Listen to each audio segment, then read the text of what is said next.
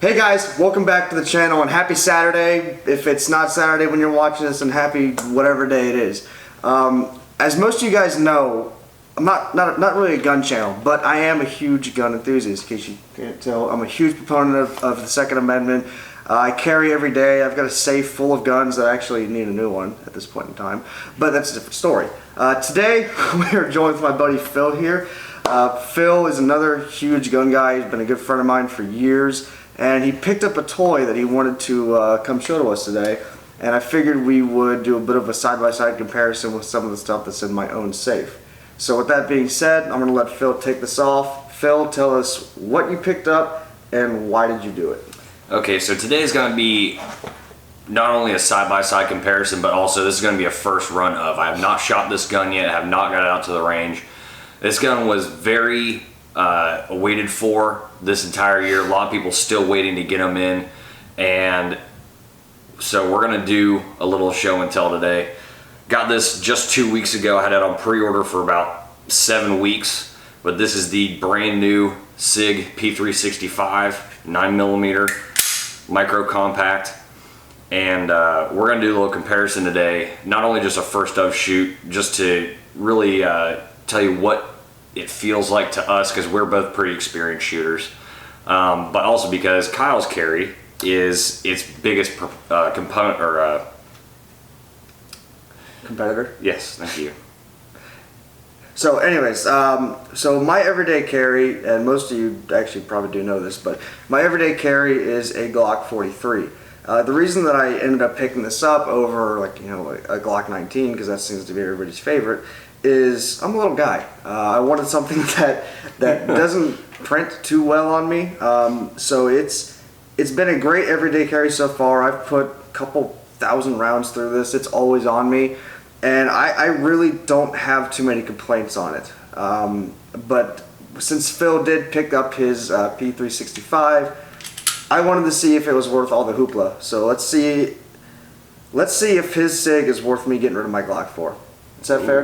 Yeah, I did not see that one coming, but alright, so we're going to go over the tech specs on both these guns just to do a small specification comparison before we go out to the range. So on the Sig, we are looking at a barrel length of 3.1 inches, overall length of 5.8, overall width is 1 inch even, height, no magazine, is 4.3 inches, and weight is coming in at 17.8 ounces.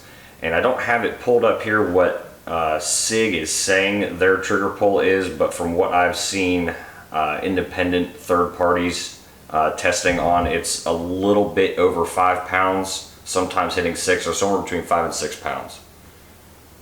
That's impressive. With the Glock, we're coming in almost a little bit bigger all around. We're looking at a barrel length of about 3.39 inches. We have an overall length of 6.26 inches, a height of 4.25 inches, a width of 1.02 inches, so basically just an inch thick. Yeah. The weight unloaded is coming in at 16.64 ounces, so I'm thinking loaded we're coming right around Sig weight. The problem with the Glock that has become apparent is the ammo capacity. They came with 6+1 rounds. So, but until this gun, that wasn't a problem. That's pretty much industry standard. Right. Well, comparing apples to apples, and then the measured trigger pull was coming in much heavier at about 8 pounds compared to your 5. So I think the Sig is definitely getting its summer body ready. Yeah, it's this gun's definitely putting a dent in the market. It's going to be making a lot of manufacturers go back to the drawing board design-wise. And then while we've got these magazines set up here too, Cal's got these were actually factory Glock mags, and we put the 2-round extensions on there that pulled these to 8 rounds. These, if you can see the difference, there's maybe a little bit, about a 1/4 inch difference. While these are holding 8, these are actually holding 12. These are Sig factory extended magazines, so that right there is going to be a massive difference. I couldn't agree more. Well, now that we compared them side by side, I say it's time to get out the range and do a little bit of plinking. Let's get her done. Let's do it.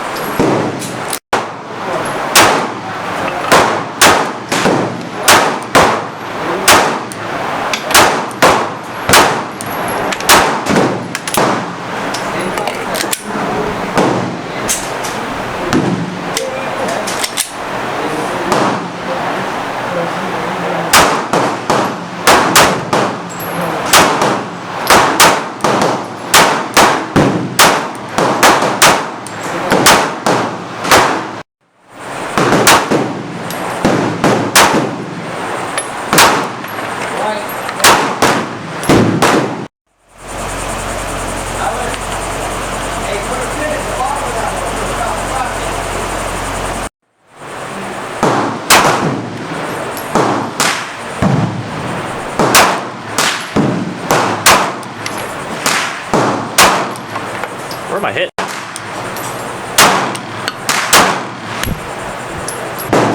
Ready?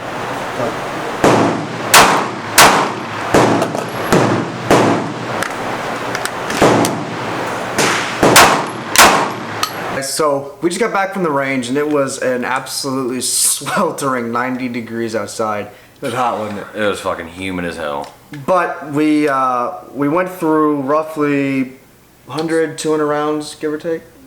Felt like it. No, because that box I brought alone was 100 rounds. I went through your box, and then there's 2 boxes of carry-on. So we went through about 300 rounds. Okay, that sounds about right. So about 150 rounds per firearm. Yep. And we definitely have an insight onto each of those. So Phil, since you have the new one, why don't you go ahead and tell us what you think about the 365? All right, so this was the first time that I've taken this gun out and fired it, and I'm gonna tell you, I've seen a lot of reviews online, and I'd say 99% of them were spot on with how I felt about the firearm. It shot great. I mean, the felt recoil for a gun this small was phenomenal. We went through 3 different types of ammo. We had 115 grain ball standard. We had 135 grain Federal Hydroshock and 150 grain Federal HST.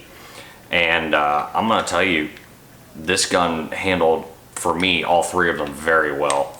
Even on the 150 grain, the felt recoil was very low for a gun this size. I wouldn't say as handleable as, say, my 226 or VP9, but when you're talking about a gun this small firing around with that much grainage to it, it's a lot heavier, and you don't have as much purchase. But I think the gun did phenomenally. I think the only failure that we had was a failure for the slide to rack back, which has been noted by many other people online. But I did notice that my thumb was holding the slide release down, so it was user error. Not a failure on the gun itself. So that's just something that, you know, I'm gonna have to practice to get a hold of. Other than that, I love the front slide serrations, the rear slide serrations, and they're very deep, very grippy. There's no slippage on them whatsoever. The slide's actually very easy to manipulate. So I would say actually for smaller shooters, females, even younger shooters, this is going to be a gun that they're going to be able to manipulate much better. And if it fits their hand better than, you know, a full-size firearm, I'd say it'd be a good option. The sights, the Halo 3 sights that Sig put on this gun since the second iteration are absolutely phenomenal. That really big green circle on the front sight is very easy to pick up in the daytime, and I have seen them at night and they glow phenomenally. The trigger, it's like I said earlier, about a 5.5 pound trigger on average, and there's very little take up to it. There's not much sponge on it, and then there's just a very clean break, and I'd say about 1/4 inch of take up. For me, I have kind of short, stubby thumbs. So a lot of times one of my big problems with full-size firearms is being able to manipulate the magazine release without having to change my grip on the firearm. I can actually manipulate this magazine release perfectly well without having to change my grip whatsoever. Overall, I'd say the gun is very comfortable. I love the laser etch that they put into this gun. Even the magazines, the extended mags, they put that texture on there also.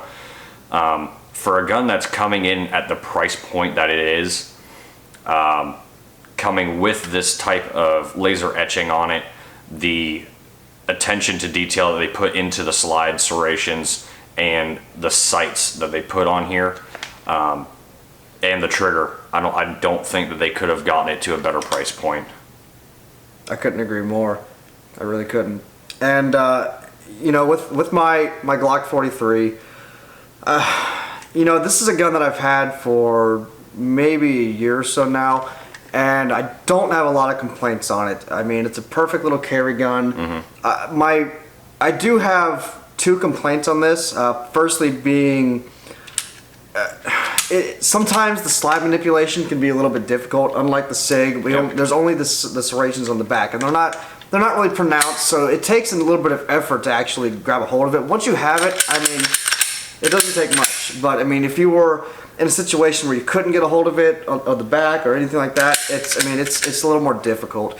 My only other real qualm with the Glock 43 would be the slide release. Yeah. Where I have very small thumbs, so for me I'm not always able to maneuver it as I would be able to, like with the Sig.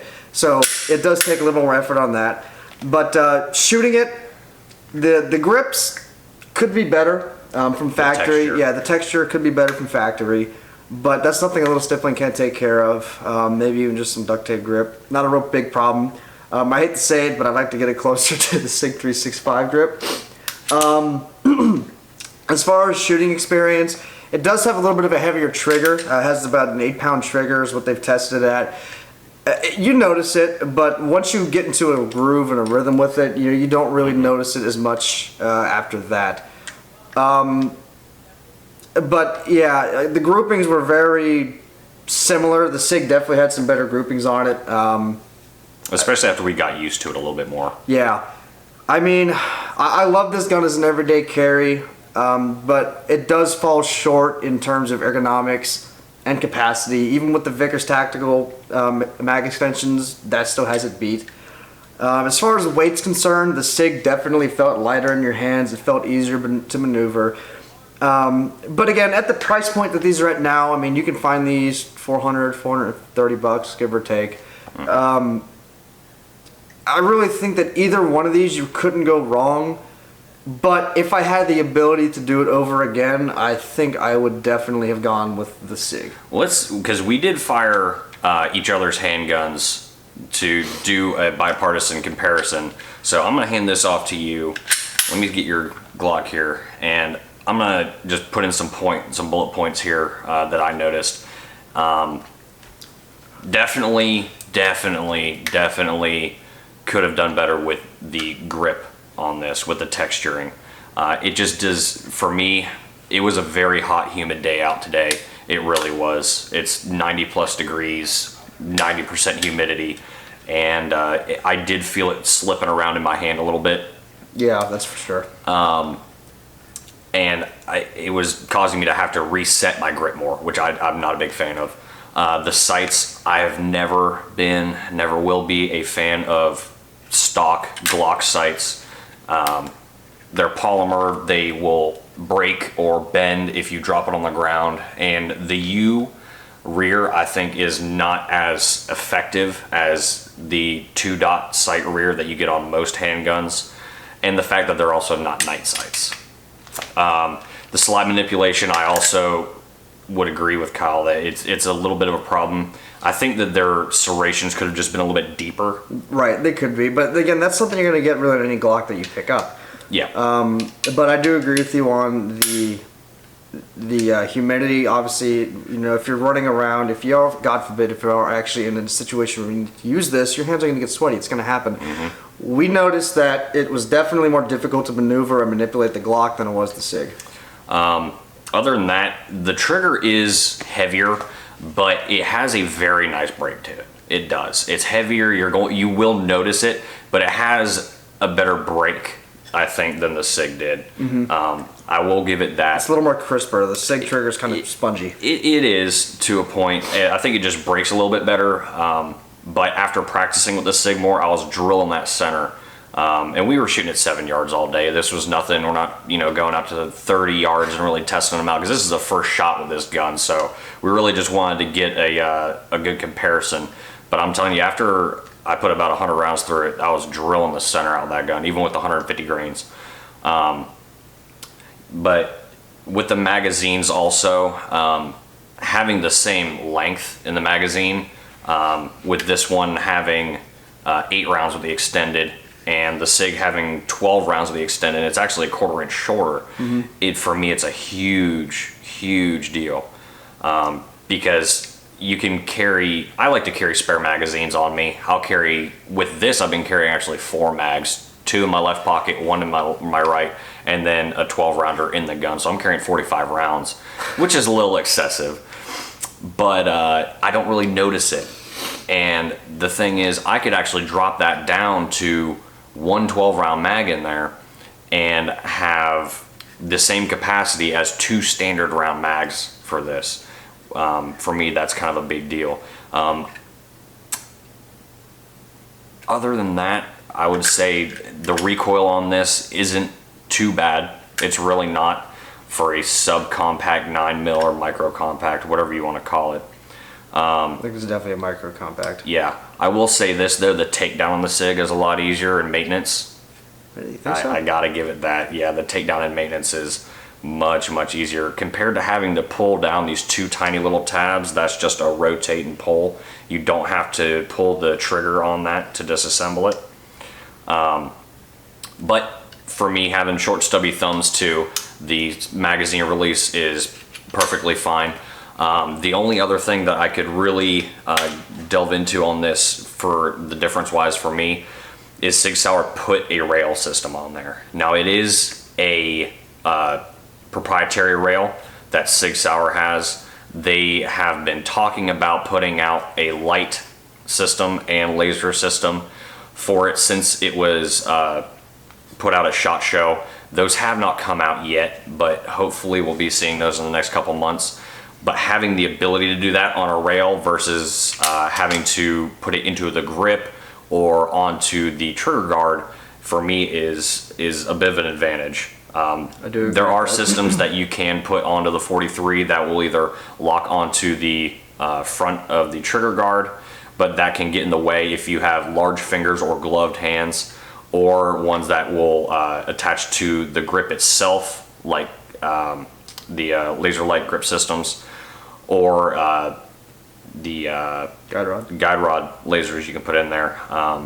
But the guide rod lasers, they're very expensive, I mean, in comparison.